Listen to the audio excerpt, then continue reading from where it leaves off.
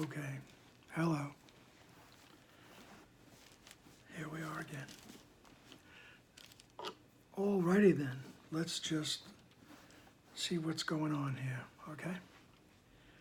We are beginning chapter 9 in the text, page 160. This is session number 65. Okay, I keep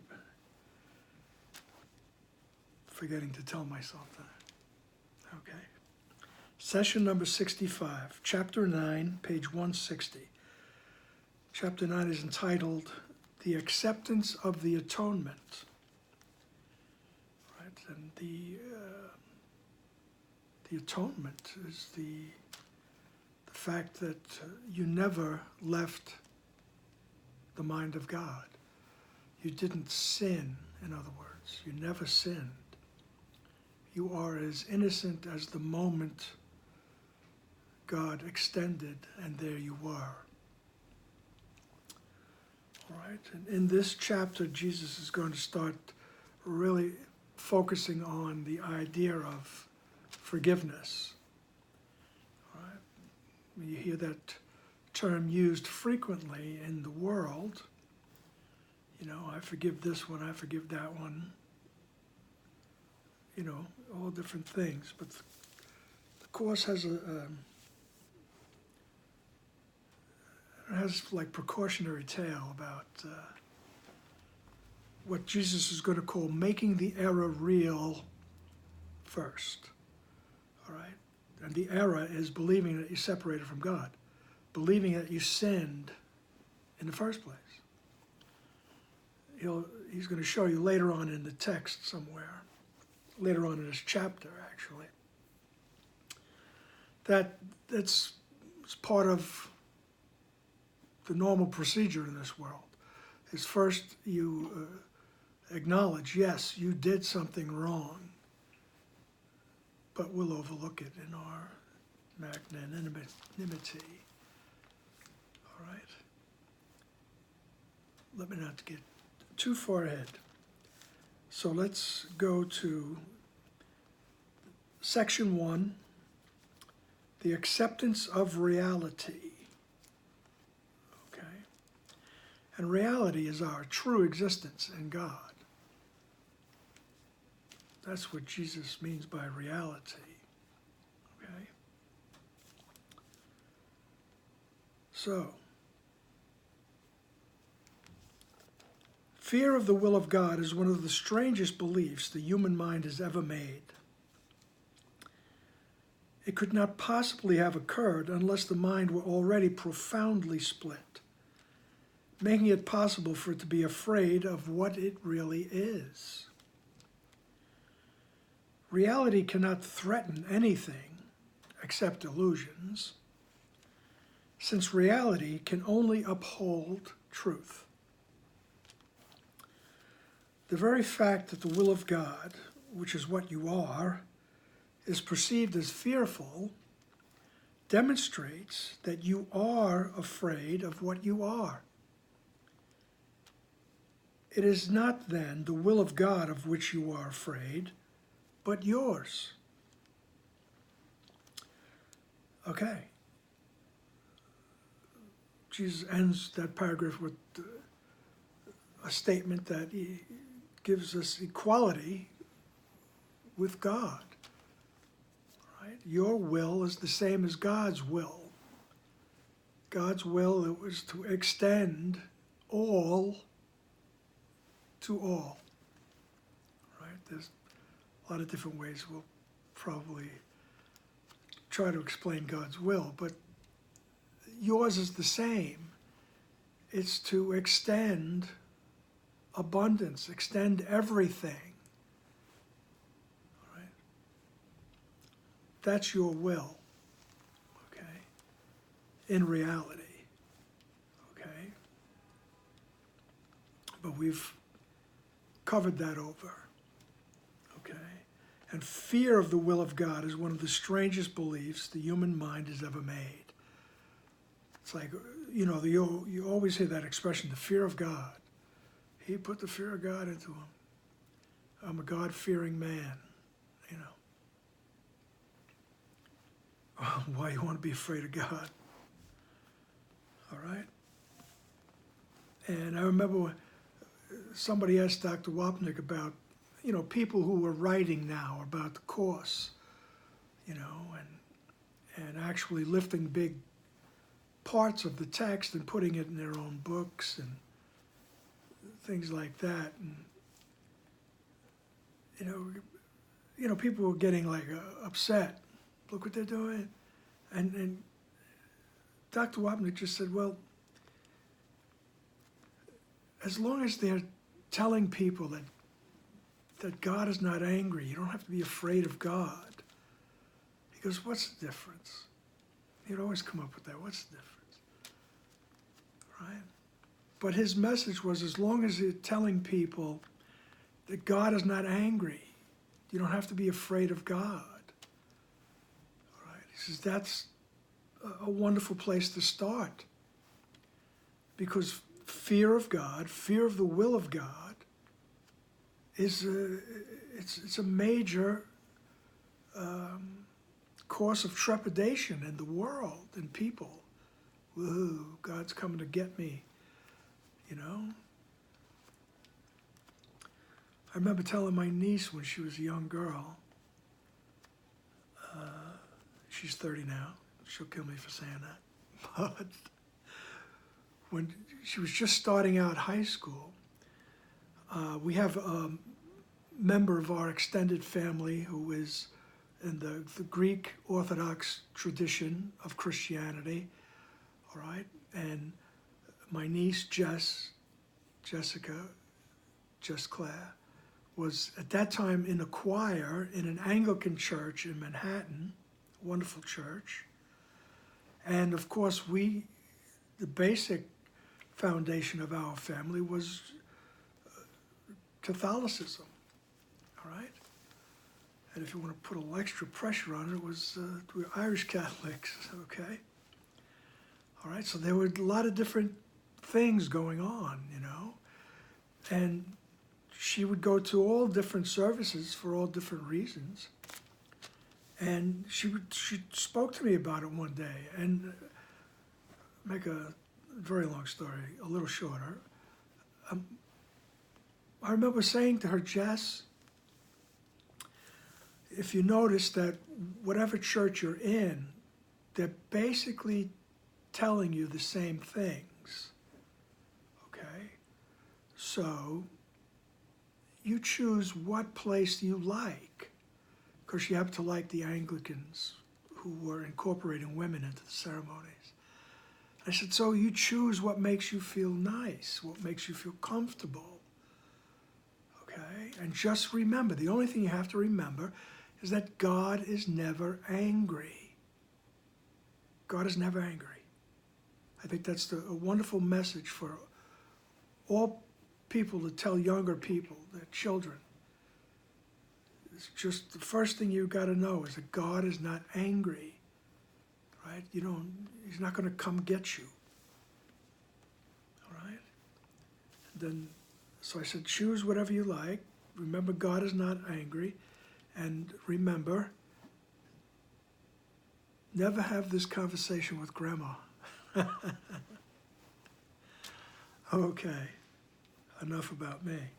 But that's the message. God is never angry. This is why he's saying fear of the will of God is the strangest belief the mind has ever come up with. Right? And it couldn't possibly have occurred unless the mind was profoundly split. Unless we had already entertained the idea that I can achieve the separation from God. Unless I believed it, then all of a sudden, whoa, now I'm afraid of God. Automatically comes the guilt of having turned your back on everything and saying no to God. All right, there's the guilt of that, the sin, okay, and the fear of retaliation, okay. As Freud would later say, the attack-defense cycle, okay, the attack-defense cycle. Okay, so the mind had to be split in order for that idea to come up, all right? making it possible for it to be afraid of what it really is. So the mind was afraid of what it really was, right? Which is a thought in the mind of God, which is a part of God. Okay? So reality, which is what you are, in reality, you are that thought in the mind of God. Reality doesn't threaten anything except illusions, right? Which is the ego thought system, right? That illusory thought that says I can separate from God and then create all this proof, okay? So reality threatens all that proof, those illusions. So the very fact that the will of God, which is what you are, is perceived as fearful, it demonstrates that you are afraid of what you are. All right, just a little nutty. You're afraid of what you are. You're afraid to approach what you really are. You're afraid to let it rise up. All right, when I say you, I'm including me, of course. All right? And that's our situation. All right? Remember, many sessions ago, we were talking about, reality being like an abstract condition. And, then you can see how you could be afraid of being not solid, being an abstract, all right? Being more abstract than a Picasso painting. Okay. It demonstrates that you are afraid of what you are. Is it not then the will of God? It is not then the will of God of which you are afraid, but yours. So we're afraid of our own will. Okay? And it's just a little silly once you think about it. All right? It's not an incredible sin. Whoa. Right? There's nothing to be punished. It's just a silly idea. Okay? Which needs to be corrected. And we need help correcting that. All right? We have to reach outside the illusion for an answer, for a guide. All right? And our guide is in our right mind, which is outside the illusion. Okay? Okay, paragraph 2. Your will is not the ego's, and that is why the ego is against you. What seems to be the fear of God is really the fear of your own reality. It is impossible to learn anything consistently in a state of panic.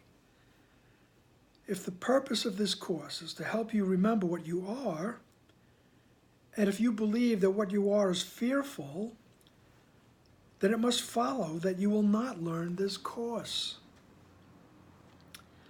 Yet the reason for the course is that you do not know what you are. Okay?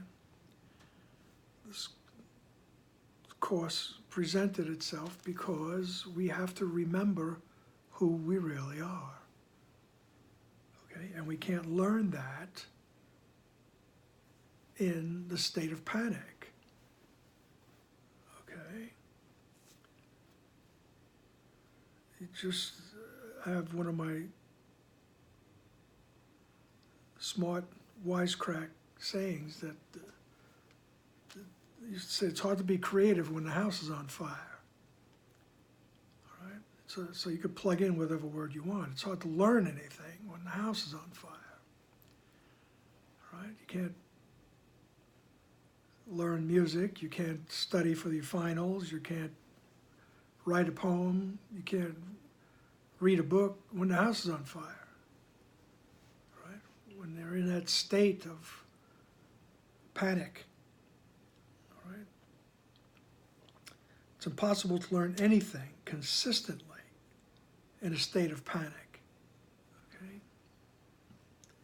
So if we're always in this fear of God, and we always fear going into the mind to meet with our guide, our higher self, our true self, right? If there's always a fear of that, then we're not going to learn who we are. And we're not going to see corrected perception, right? And we're not going to see others correctly, okay? Because we're afraid to go in and ask. And when we're afraid to learn about who we are, right? Remember, in our condition, for 99.9% of the population, this learning is a process. It's gradual. All right? I keep repeating what Dr. Wapnick would always say, is nobody goes poof. All right? You don't spontaneously combust. All right? It's a process of undoing. All right? Undoing what it is that we think. All right? And another thing to remember is that the ego, although we speak about it as if it's an other entity or something, it's a thought in our mind. All right, so the ego thought system is a complete system within our wrong mind. Okay,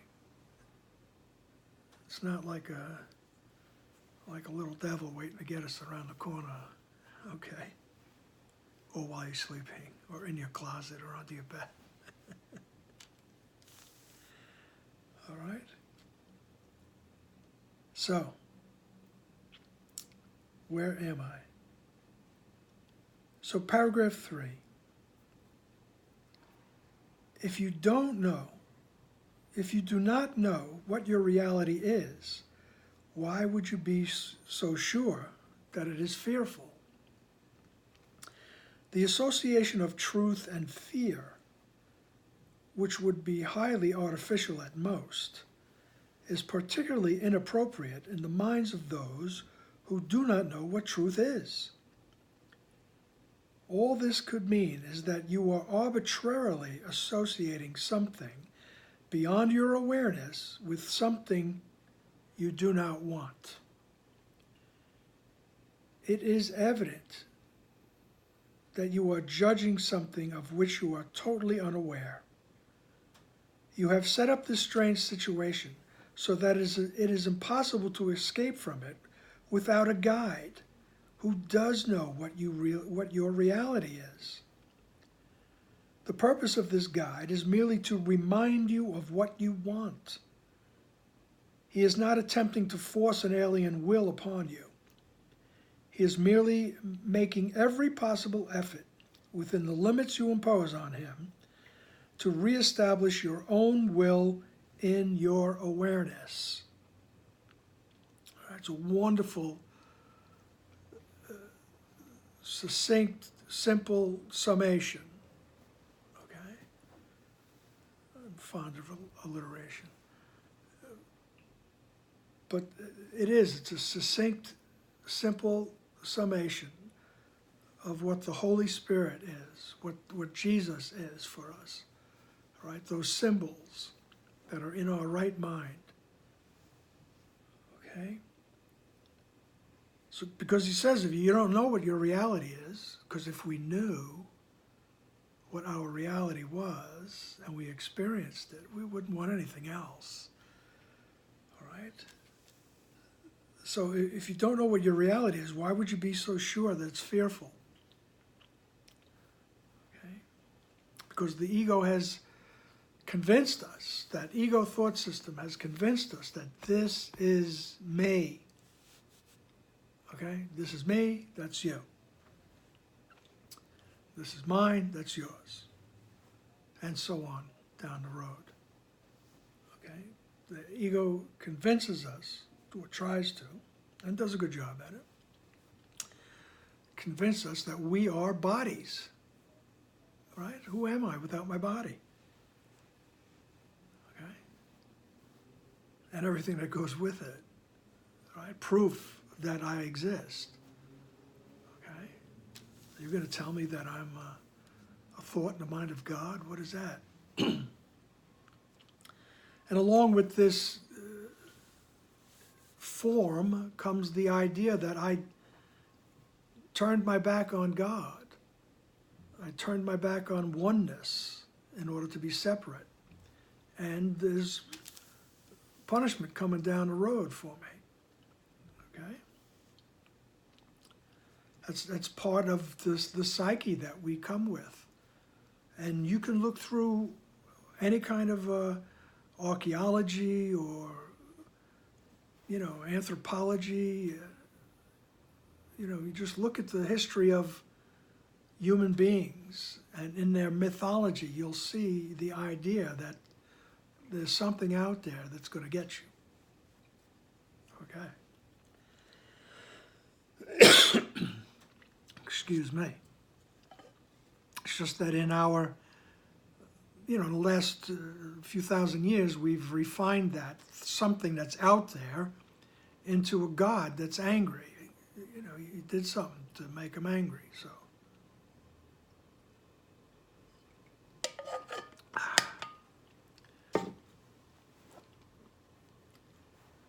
So, it's like they say, and the guilt that comes with that. All right. So,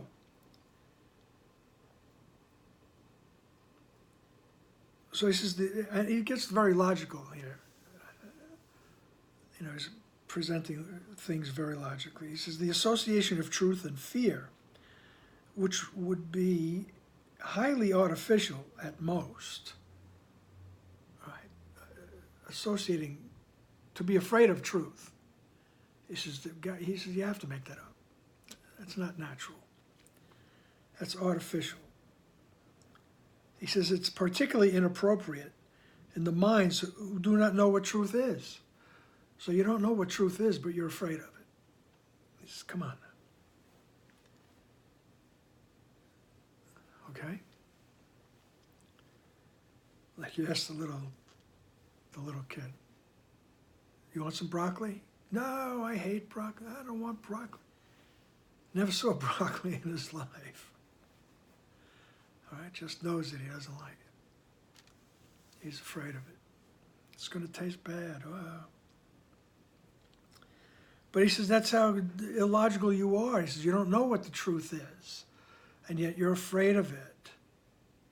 Right? The ego thought system says do not go to the right mind where truth resides.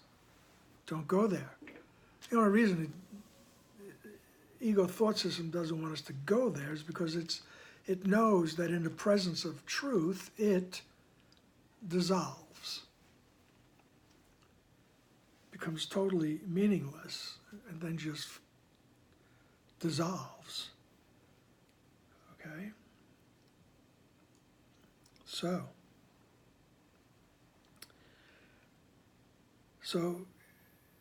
he says it's inappropriate to associate truth and fear, especially when you don't know what truth is. All right? All this could mean is that you are arbitrarily associating something beyond your awareness with something you don't want. All right? The broccoli. You're associating something beyond your awareness with something you do not want. It is evident then that you are judging something of which you are totally unaware. All right? You're judging truth. You're totally unaware of it. Because if we were aware of it, we would want it more and more. We would want only that. Okay?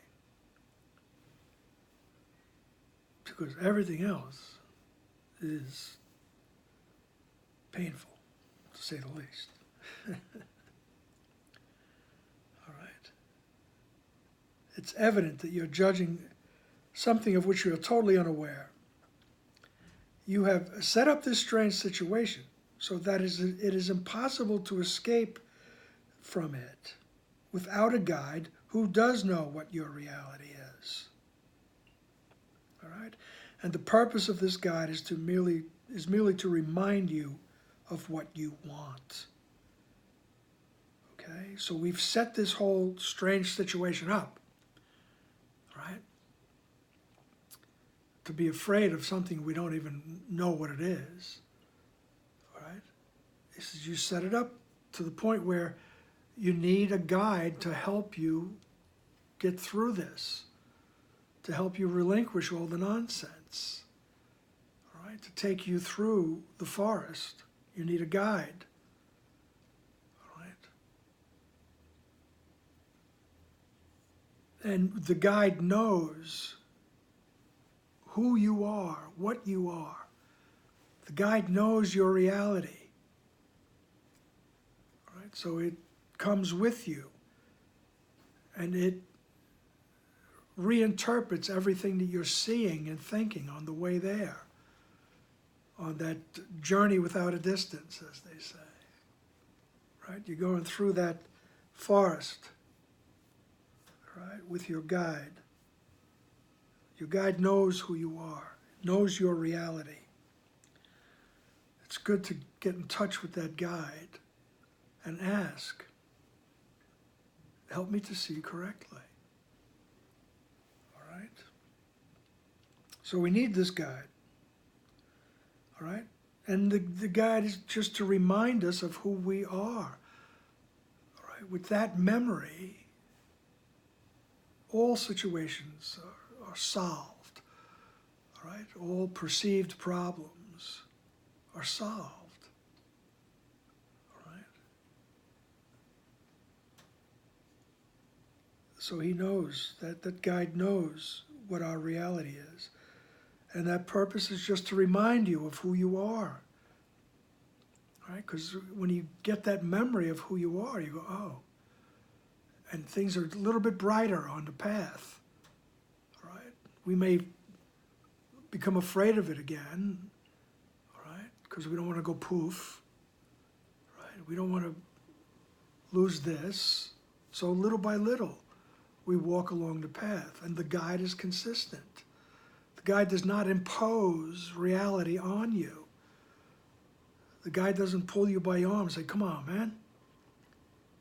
What are you doing? You know? It's not the time to sit and eat a bagel. Let's go. All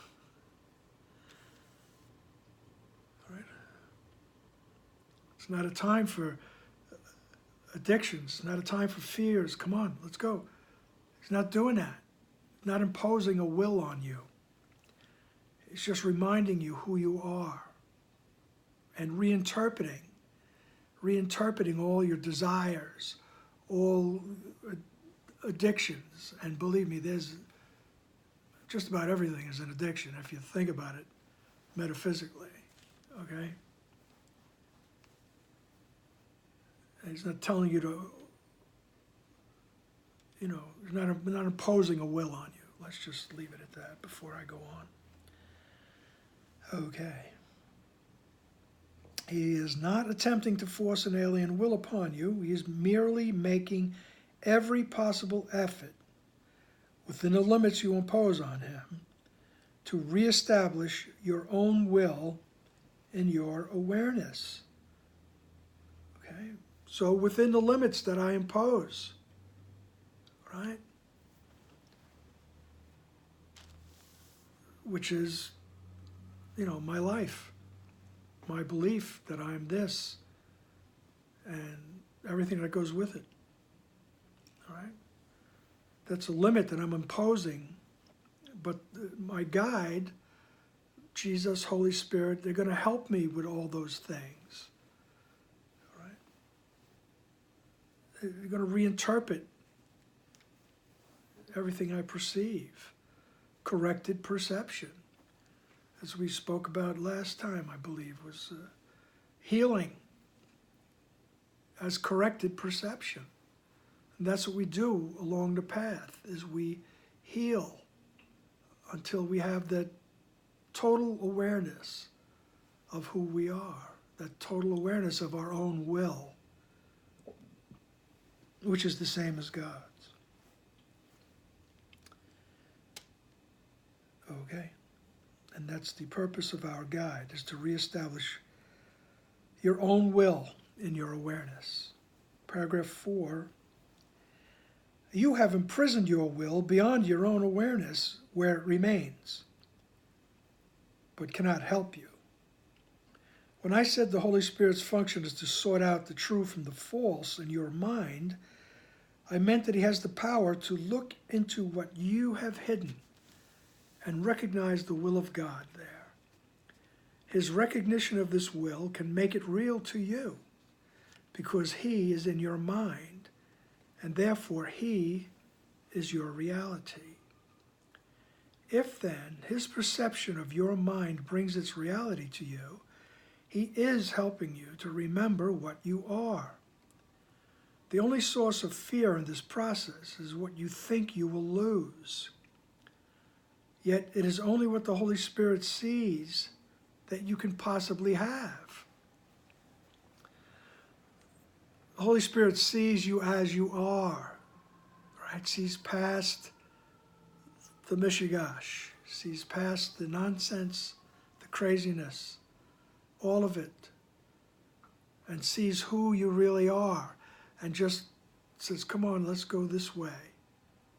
All right, let's go this way, and let me help you see things differently, all right, on the way there. All right. He has the power to look into what you have hidden and recognize the will of God there. And his recognition of this will can make it real to you because he's in your mind. And therefore, he is your reality. So we use the words which frighten some people off. All right, they have problems with the use of the Christian words. The Holy Spirit, right? He's in our mind. He's the memory of who you are. I always like that definition of the Holy Spirit, okay? So he's helping you to remember who you are. And the only source of fear, he says, the only source of fear in this process is what you think you'll lose, okay? Think about it, all these things that we are tethered to. Everything that we're holding on to. All right? The source of fear in the process is what you think you will lose. And, you know, you think about your loved ones, your family. You like to, you like to hang out with your family. You feel a special bond with them. Or even if that doesn't work for you, you have friends or a group, all right, that have become special to you. You have all kinds of specialness, special food, special drinks, special clothing, everything, right? It's what you think you're going to lose. That's the source of the fear in this process, right? And basically, we're going to lose this body, this form, all right? I mean, the concept is... it might bring a smile to my face, but deep down inside, I know there's the fear of losing this. All right? That's something we work on. Okay? So, it's only what the Holy Spirit sees that you can possibly have. All right? So, what the Holy Spirit sees is your innocence. It's your connection to God. That's the only thing you can really have. Everything else is illusion. All righty then. Paragraph 5. Making way. I have emphasized many times that the Holy Spirit will never call upon you to sacrifice anything. But if you ask the sacrifice of reality of yourself, the Holy Spirit must remind you that this is not God's will, because it is not yours. There is no difference between your will and God's. If you did not have a split mind, you would recognize that willing is salvation, because it is communication. All right? So he keeps telling us, the Holy Spirit doesn't ask you sacrifice anything. All right? It's just asking you to reinterpret, have things reinterpreted for you. So eventually you come to see the illusory nature, the meaninglessness of it, and you're okay with letting it go, right? You're not sacrificing, right? You're relinquishing, you're putting it down and walking away from it. That's all. I don't need this anymore. I don't need to carry that. I'm going to walk away from it. All right? It's not a sacrifice. All right? So, because you sacrifice, you're going to start resenting things, you know. Oh, he made me give up tuna melts. I hate that. I hate that spirituality. Okay. So he says, the only sacrifice, he says, but you don't mind sacrificing your own reality, which is what we did when we believed we're separated from God. All right? So he says, so the Holy Spirit must remind you that this is not God's will. All right? It's not God's will that you give up your unity with Him. All right? And so therefore it's not your will. It's not really your will to be this separate individual. Okay? In reality, your will is God's, the extension of everything. All right. And he puts it out quite plainly, paragraph 5, sentence 3, there is no difference between your will and God's. If you did not have a split mind, you would recognize that willing is salvation, because it is communication. All right? If you didn't have a split mind, you would realize that you are communicating with your source. You are communicating with the source of everything. Right? And we use the word God. You're communicating with God. But because we have a split mind, right, because we believed we could separate from that, we have a problem with that. All right. Paragraph 6, it is impossible to communicate in alien tongues. You and your Creator can communicate through creation, because that and only that is your joint will. A divided mind cannot communicate because it speaks for different things to the same mind. This loses the ability to communicate simply because confused communication does not mean anything. A message cannot be communicated unless it makes sense. How sensible can your messages be when you ask for what you do not want? Yet, as long as you are afraid of your will, that is precisely what you are asking for. So as long as you're afraid of your own will, which is the will of God, which is to extend everything, right? As long as you're afraid of that, you're asking for what you really don't want, for separation, right? The sin, guilt, and fear, the detour into fear, as Jesus says. The uncertainty, the loneliness, right? The constant fear. He says that's not what you really want, right? But as long as you're afraid of who you really are, that's what you're going to get, and you're going to start, speaking about different things in alien tongues.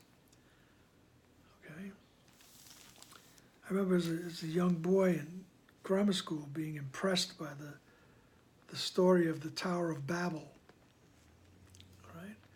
Where all of a sudden people started speaking different languages. They couldn't understand one another. All right? And that's what we're doing when we come into this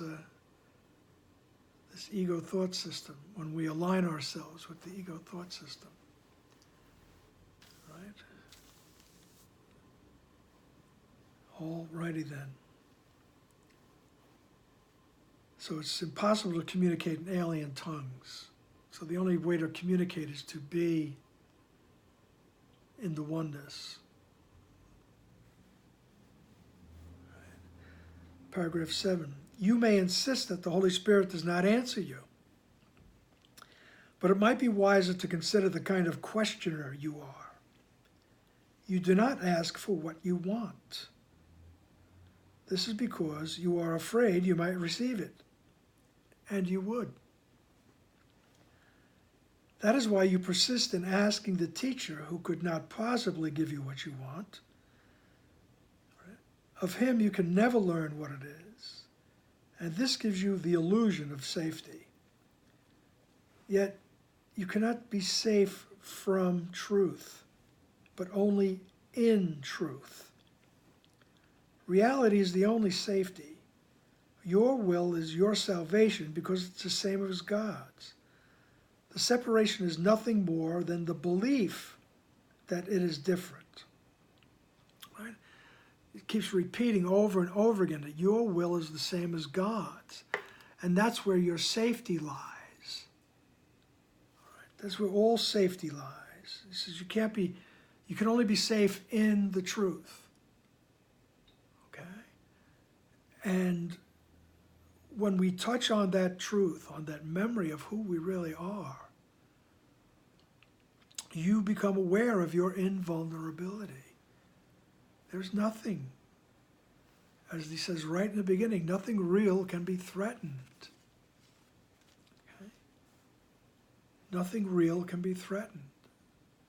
And the reality is that you and God are one. You create the same way. All right? And when we don't believe that, we experience fear. We experience vulnerability. Something's going to get me. All right? So, he says, you may insist that the Holy Spirit doesn't answer you, but what are you asking for? You know? Things, stuff. You know? It's like writing out a Christmas list for Santa. All right? I mean, I'm hearing Ken remind us that, hey, go ahead, ask. Ask for at least you're on the bottom rung of the ladder. You're speaking with something outside the illusion, so you think. All right? But actually what you've done is you brought your God, your symbol of Jesus perhaps, into the illusion. All right, so I need an infusion of cash. I need to be healed of this malady, right? Whatever it is. You know, we ask, within the dream, fix the dream for me. What you really want is the awareness of who you are. Okay? What kind of question are you? You do not ask only for what you want. This is because you are afraid you might receive it. So you're not asking for the oneness. Help me realize the oneness with God. He says you're not asking for that because you're afraid. You're afraid of the oneness. You're afraid of who you are. Okay? So he says that's why you persist in asking the ego, who could not possibly give you what you want. All right? Because from the ego you can't learn what it is. And this gives you the illusion of safety. Crazy as it sounds when you think about it. So the ego thought system will keep us away from this reality, union with God. And this gives us the illusion of safety. Although we're, you know, in a state of panic, if not just low-grade trepidation every day, for some reason or another.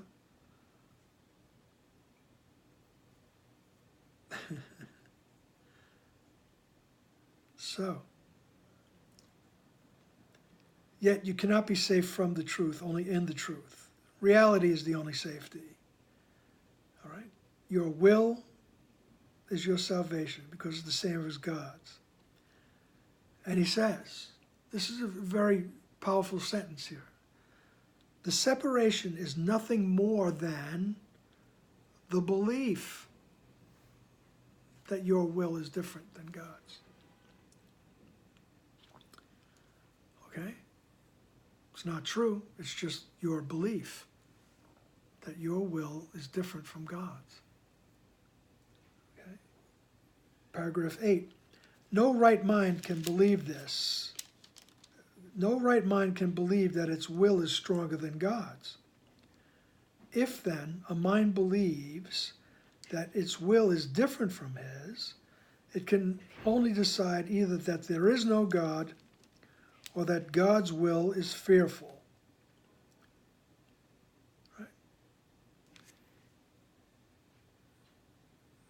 So, if a mind believes that its will is different from God's, it can only decide either that there is no God or that God's will is fearful.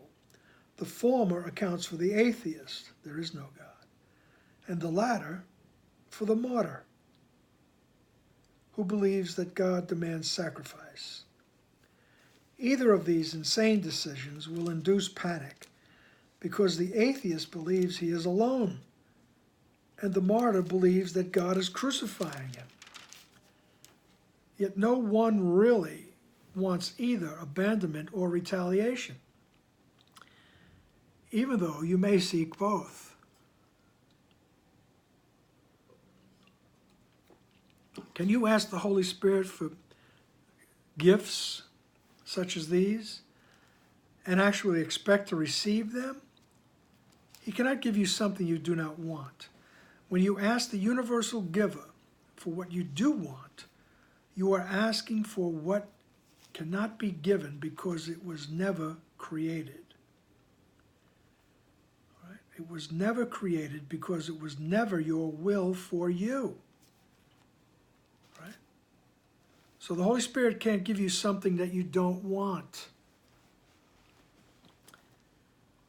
All right? When you ask the universal giver for what you do not want, which is the separation, you really don't want that. All right? So when you ask the universal giver for what you really don't want, all right, you are asking for what cannot be given because it was never created. The separation was never created. All right? So it can't be given. Okay? And it was never created because it was never your will for you. Okay. Paragraph 9. Ultimately, everyone must remember the will of God, because ultimately, everyone must recognize himself. This recognition is the recognition that his will and God's are one. In the presence of truth, there are no unbelievers and no sacrifices. In the security of reality, fear is totally meaningless. To deny what is can only seem to be fearful. Fear cannot be real without a cause, and God is the only cause. God is love, and you do want him. This is your will. Ask for this, and you will be answered, because you will be asking only for what belongs to you. Okay? Remember, he's repeating things for our benefit over and over again. But this is a wonderful thing to dwell on too, the beginning of paragraph 9. He says, ultimately, everyone must remember the will of God. Everyone. And I would substitute, or just think about putting in the word will. Ultimately, everyone will remember the will of God. All right? To play on words. Because ultimately, everyone must recognize himself. So he says, sooner or later, you're going to remember who you are. All right? Okay. And this recognition is that your will and God's are one. All right? And when that happens, right, when the truth arises, in the presence of truth, there are no unbelievers and no sacrifices. All right? And in the security of reality, fear is totally meaningless. So when this recognition, this remembrance of who you are arises in your mind, all right, fear is totally meaningless. All right? To deny what is can only seem to be fearful. Okay? Because in reality, you're making stuff up. Oh no, I'm not part of the mind of God. So to deny what is can only seem to be fearful because it creates this illusory existence. All right? Fear cannot be real without a cause. All right? Here's Jesus' logic. Fear cannot be real without a cause, and God is the only cause. God is the original only cause, right? And God does not emanate fear, right? That was not created by God. So it seems, it's an illusion. And in the presence of truth, it's meaningless. Okay? God is the only cause. God is love, and you do want him. This is your will. I want to be united with God. I want to stay in that milieu. I want to stay in that awareness. All right. This is your will. Ask for this, and you'll be answered.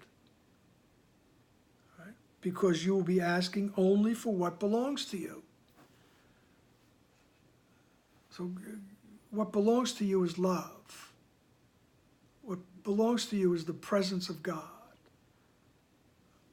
All right? And when we ask along the path, help me to see this correctly, we're asking for the awareness of God. Okay? Even though it's still fearful to us, we're taking little bits. All right? We're easing our way into that cold lake. All right? However you want to see it, we're just processing into the awareness of who we are. Okay? And he says, when you're asking, help me to see correctly. You're asking for the will of God. He says, and you'll get it because this is what belongs to you. All right? So, as Ken would say, not for parking spaces. All right? Not for what should I choose on the early bird menu. I'm a senior now, so. Okay then. Paragraph 10, when you ask the Holy Spirit for what would hurt you, he cannot answer because nothing can hurt you, and so you're asking for nothing. Okay? You're asking for illusory things. All right? And you're asking for things that would reinforce the idea of separation. He says it's not going to happen. The Holy Spirit doesn't provide that. All right? When you ask for something that would hurt you, he cannot answer because nothing can hurt you. You're asking for nothing. Any wish that stems from the ego is a wish for nothing. and to ask for it is not a request.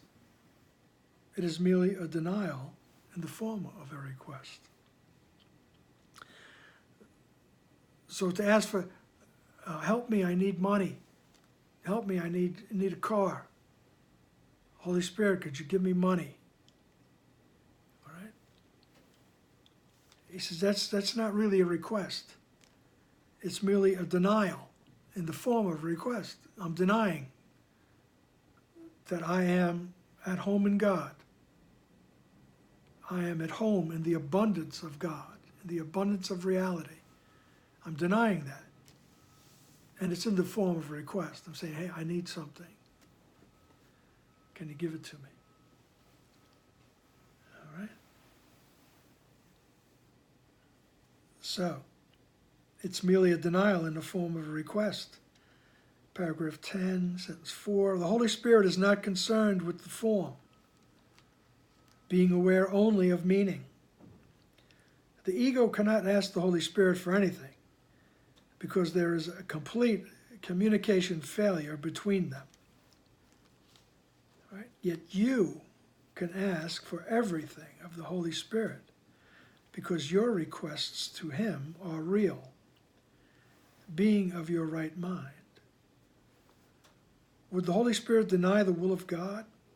And could He fail to recognize it in His Son? So Jesus, throughout the text, will tell you this is what you really want. You want the will of God. You want the memory of who you are. All right? That's what you really want. All right? He says, would the Holy Spirit deny you that? No. All right. Paragraph 11. You do not recognize the enormous waste of energy you expend in denying truth. What would you say of someone who persists in attempting the impossible, believing that to achieve it is to succeed? The belief that you must have the impossible in order to be happy is totally at variance with the principle of creation. God could not will that happiness depended on what you could never have. The fact that God is love does not require belief, but it does require acceptance. It is indeed possible for you to deny facts, although it is impossible for you to change them. If you hold your hands over your eyes, you will not see because you're interfering with the laws of seeing. If you deny love, you will not know it because your cooperation is the law of its being. Right? You cannot change laws you did not make, and the laws of happiness were created for you, not by you. Okay? Very simple. You put your hands over your eyes, you're impeding, you're blocking out, all right? You're negating the laws of seeing, okay? So, if you deny love, you will not know it, all right? Oh no, that's not who I am. I'm not a thought in the mind of God. I'm not the offspring of God. All right? So he says, if you deny it, you won't know it. All right? He says, even though you don't change anything, it can't be changed because that's who you are. Just because you don't know it doesn't mean it changed. All right? You cannot change laws you did not make. And the laws of happiness were created for you, not by you. You didn't create. You're not the initial creator. Right? The initial creator created happiness. Right? We just create like that. We extend happiness. Let's proceed. Any attempt to deny what is must be fearful, And if the attempt is strong, it will induce panic. Willing against reality, though impossible, can be made into a very persistent goal, even though you do not want it. But consider the result of this strange decision. You are devoting your mind to what you do not want. How real can this devotion be? If you do not want it, it was never created. If it was never created, it is nothing. Can you really devote yourself to nothing? Okay. It says, can you really devote yourself to prolong this life, right? This separation? He says, you're devoting your mind to what you really don't want. You really do want the awareness of who you are. Just like Dixie, who entered the room just now, as you could hear. All right? So, God, in his devotion to you, created you devoted to everything and gave you what you are devoted to. Right? Otherwise, you would not have been created perfect. Reality is everything, and you have everything because you are real. You cannot make the unreal because the absence of reality is fearful. And fear cannot be created. As long as you believe that fear is possible, you will not create. Opposing orders of reality make reality meaningless. And reality is meaning. Remember then that God's will is already possible. Nothing else will ever be. This is the simple acceptance of reality, because only that is real. You cannot distort reality and know what it is. And if you do distort reality, you will experience anxiety, depression, and ultimately panic, because you're trying to make yourself unreal. When you feel these things, do not try to look beyond yourself for truth. For truth can only be within you. All right? So when you experience this anxiety and depression and ultimately panic, he says, say these things. Remind yourself, Christ is in me. And where he is, God must be. For Christ is part of him. All right? Christ is in me. Christ is in my mind. I'm not talking about me. I'm not talking about Kevin. I'm talking about the mind. Christ is there. Okay? All right? The offspring of God is there. And where he is, God must be. Because they're unified. They're one. For Christ is part of him. Okay? So,